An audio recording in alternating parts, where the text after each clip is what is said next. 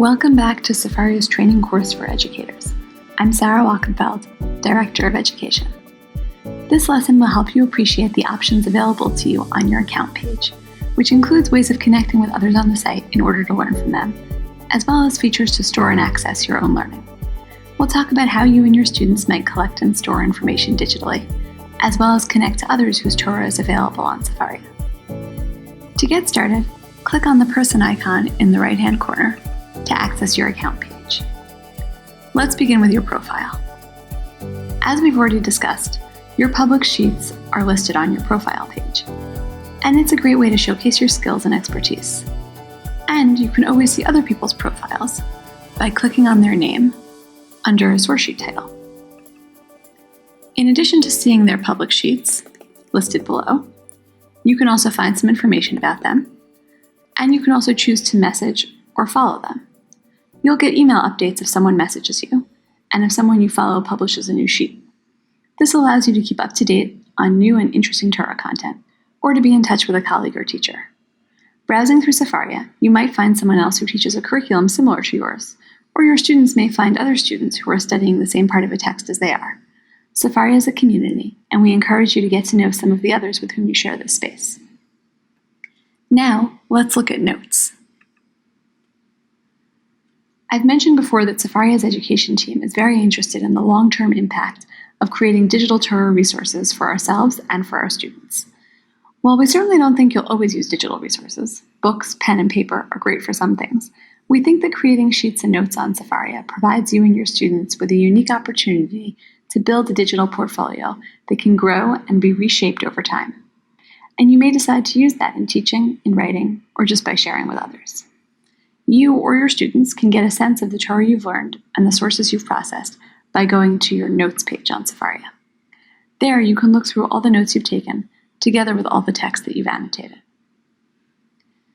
One other feature of your account page that I'd like to highlight is groups.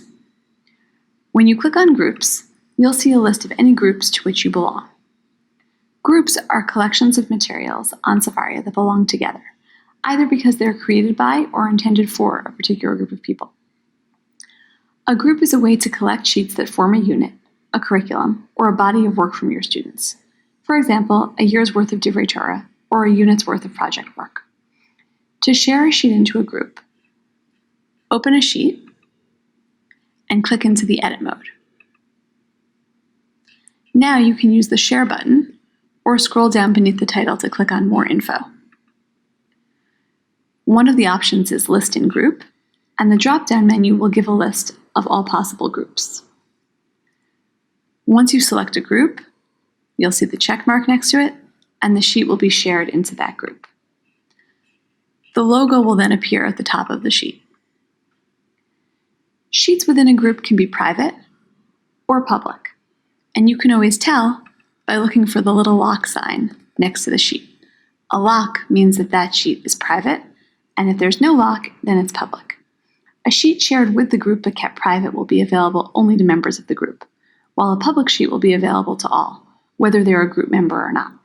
The tutorials in the lesson will show you how to add a member to a group, as well as explain the different member statuses available. Groups on Sefaria can be private, which is the default, or public.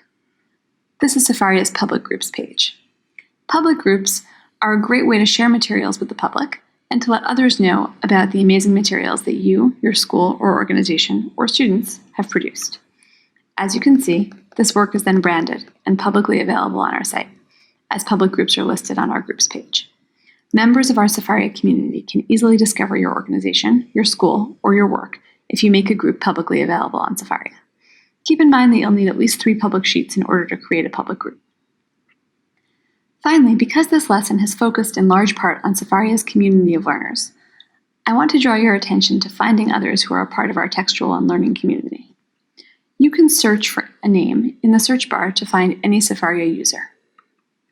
For example, type the name of the user who you already know about into the search bar, and you'll be able to see a list of all the sheets created by that person, or you can click on their name to see their profile and get the full list of their public sheets. The search feature also works for some of our more famous authors. For example, if you type Rambam or Maimonides into the search bar,